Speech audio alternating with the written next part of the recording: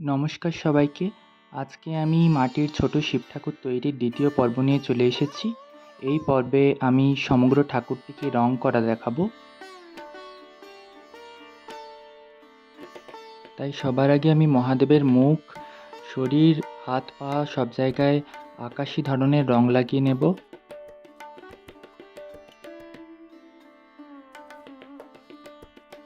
দেহতে রং করা হয়ে গেলে তারপরে মহাদেবের যে বাঘছাল, তারপরে সর্প আর জটা, এই সমস্ত জায়গায় ধীরে সুস্থে রং করে নেব।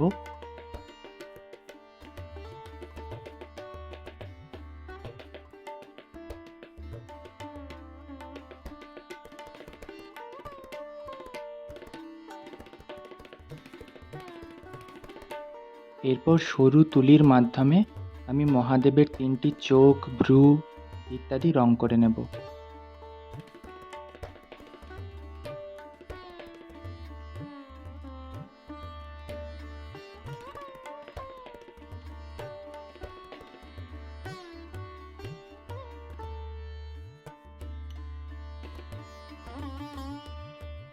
এরপর খুঁটিনাটি জিনিস অর্থাৎ বাঘছালে কালো ছোপ, ধুতরা ফুল, রুদ্রাক্ষের মালা ইত্যাদি ধীরে সুস্থে করে নেব।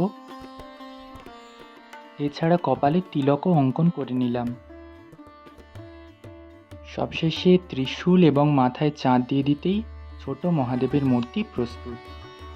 পর্ব 2।